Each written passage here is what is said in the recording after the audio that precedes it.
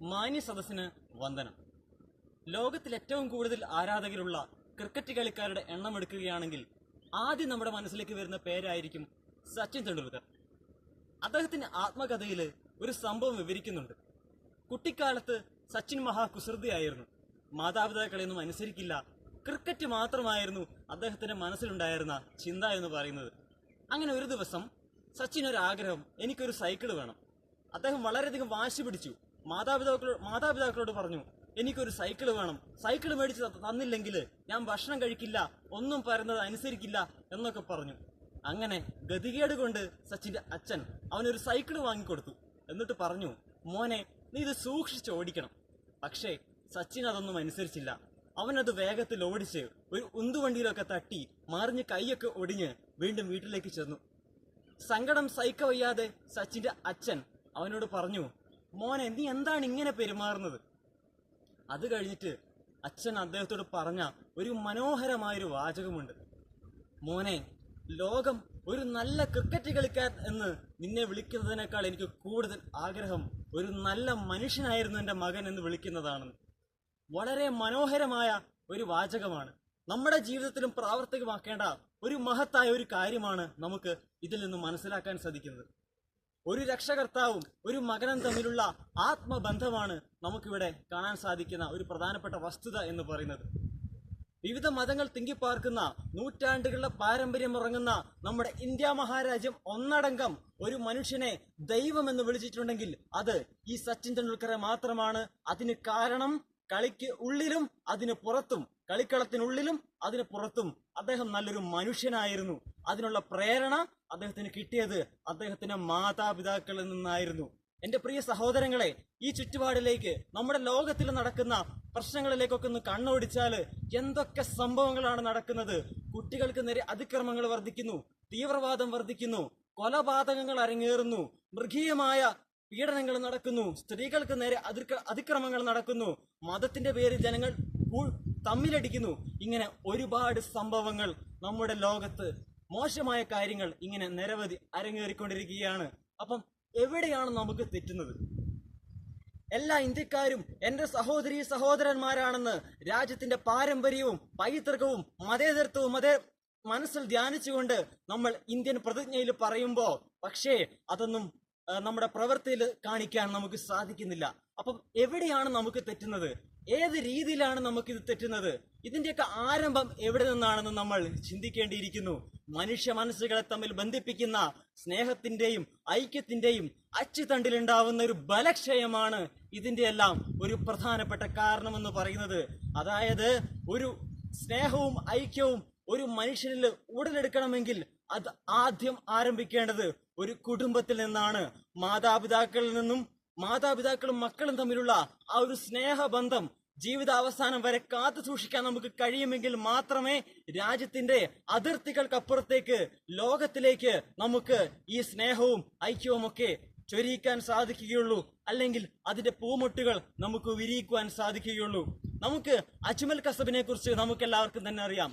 മുംബൈ ഭീകരാക്രമണത്തില് ഏറ്റവും കൂടുതൽ ആളുകളെ വെടിവെച്ചു കൊന്ന ഒരു ചെറുപ്പക്കാരനായ പയ്യനാണ് അജ്മൽ കസബ് എന്ന് പറയുന്നത്. ഒരിക്കൽ റോമൽ റോഡ്രിഗസ് എന്ന് പറയുന്ന ഒരു മനുഷ്യൻ അദ്ദേഹത്തിന്റെ ജീവിത പശ്ചാത്തലം അന്വേഷിച്ചുകൊണ്ട് പാകിസ്ഥാനിലേക്ക് പോയി. അവിടെ അദ്ദേഹത്തിന്റെ മാതാപിതാക്കളോടും ബന്ധുമിത്രാദികളോടും ഒക്കെ സംവദിച്ചു.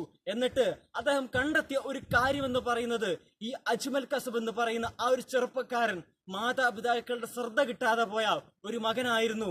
ജോലി സംബന്ധമായ കാര്യങ്ങൾ കൊണ്ടും അല്ലാത്ത കാര്യങ്ങൾ കൊണ്ടും തന്റെ മകനെ വേണ്ട രീതിയിൽ മനസ്സിലാക്കാനോ പരിപാലിക്കുവാനോ ആ മാതാപിതാക്കൾക്ക് കഴിഞ്ഞില്ല.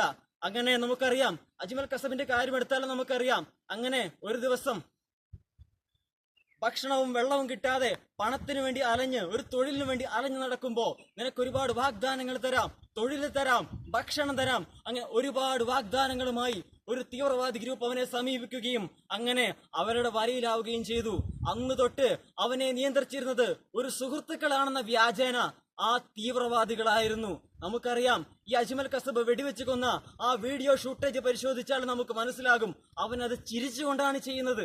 ഏതെങ്കിലും ഒരു മനുഷ്യന് ചിരിച്ചുകൊണ്ട് ഒരു മനുഷ്യന്റെ ജീവൻ എടുക്കാൻ സാധിക്കുമെന്ന് എന്ന് നമ്മൾ ചിന്തിക്കേണ്ടിയിരിക്കുന്നു.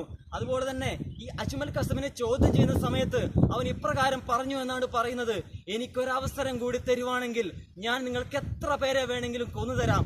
പ്രിയമുള്ളവരെ, ചെറുപ്പക്കാലത്ത്, കുട്ടിക്കാലത്ത് തന്റെ അച്ഛനിൽ നിന്നും അമ്മയിൽ നിന്നും കിട്ടാതെ പോയ ഒരു സ്നേഹമാണ്, ഐക്യമാണ് അവനെ ഇന്ന് കാണുന്ന ഈ ദുരന്ത അവസ്ഥയിലേക്ക് എത്തിച്ചിരിക്കുന്നത് എന്ന് നമുക്കിതിൽ നിന്ന് മനസ്സിലാക്കാൻ സാധിക്കും. വാതിലുകൾ എന്ന് പറയുന്ന മനോഹരമായ ഒരു പുസ്തകമുണ്ട്. അതിൽ ഇപ്രകാരം പറയുന്നു: ആട്ടിടയന്മാര് ആടുകളെ മേയിച്ചുകൊണ്ട് കൊണ്ടുപോകും, മൈതാനങ്ങളിലൂടെ പോകും, പുൽമേടുകളിലൂടെ പോകും. പക്ഷേ അവിടെ ഇവയെ പാർപ്പിക്കാൻ പറ്റിയ വേലികളൊന്നുമില്ല, കുടിലുകളോ അങ്ങനെ നല്ല സ്ഥലങ്ങളൊന്നുമില്ല.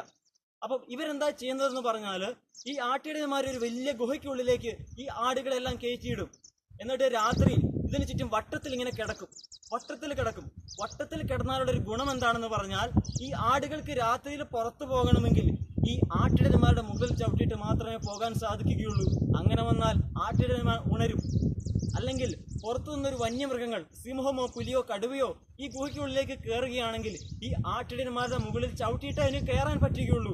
അങ്ങനെ വന്നാൽ ആട്ടിടയന്മാർ ഉണരും, ആടുകളെ രക്ഷിക്കും. പ്രിയമുള്ള സഹോദരങ്ങളെ, ഇവിടെ ഈ ആട്ടിടയന്മാരുടെ സ്ഥാനത്താണ് നമ്മുടെ മാതാപിതാക്കൾ പ്രവർത്തിക്കേണ്ടത്. ജീവിതത്തിന്റെ ഏതെങ്കിലും ഒരു ഘട്ടത്തിൽ നമ്മൾ തകർന്നു പോവുകയാണെങ്കിൽ, പതറിപ്പോവുകയാണെങ്കിൽ, അകന്നു പോവുകയാണെങ്കിൽ പോലും നമുക്ക് തിരികെ വരാനുള്ള ഒരു പ്രവണത, ഒരു പ്രേരണ ഇതിലൂടെ നമുക്ക് സാധിക്കുമെന്ന് 100% ഉറപ്പോടെ അടിവരിയിട്ട് പറയാൻ സാധിക്കുന്ന കാര്യമാണ്. മാതാപിതാക്കളുടെ ഏറ്റവും വലിയ കടമ എന്ന് പറയുന്നത് കുട്ടികളുടെ മുമ്പിൽ സ്നേഹം കൊണ്ട് വട്ടം കറക്കുക എന്നതാണ്. അതുകൊണ്ട് തന്നെ ഈ സ്നേഹവും ഐക്യവും എല്ലാം നമ്മുടെ കുടുംബത്തിൽ കാത്തു സൂക്ഷിച്ചുകൊണ്ട് രാജ്യത്തിന്റെ അതിർത്തികൾക്കപ്പുറത്തേക്ക് ലോകത്തിലേക്ക് പടരാൻ നമുക്കെല്ലാവർക്കും സാധിക്കട്ടെ. സ്നേഹം കൊണ്ട് പരിഹരിക്കാൻ സാധിക്കാത്തതായി ഒന്നും തന്നെ നമ്മുടെ ലോകത്തിലില്ല. ക്ഷമ കൊണ്ട് കീഴ്പ്പെടുത്താൻ കഴിയാത്ത ഒരു വിഷമങ്ങളും നമ്മുടെ മുമ്പിലില്ല. അതുപോലെ തന്നെ വിട്ടുവീഴ്ചകൾ കൊണ്ട് അവസാനിപ്പിക്കാൻ കഴിയാത്ത ഒരു വിവാദങ്ങളും നമ്മുടെ ലോകത്തിലില്ല.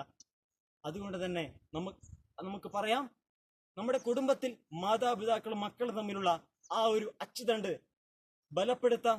അതിനായി നമ്മുടെ ആത്മീയ തേജസ്സും കർമ്മശേഷിയും ഒന്നിക്കട്ടെ എന്ന് പ്രാർത്ഥിച്ചുകൊണ്ട് നിർത്തുന്നു. നന്ദി, നമസ്കാരം, ജയ് ഹിന്ദ്.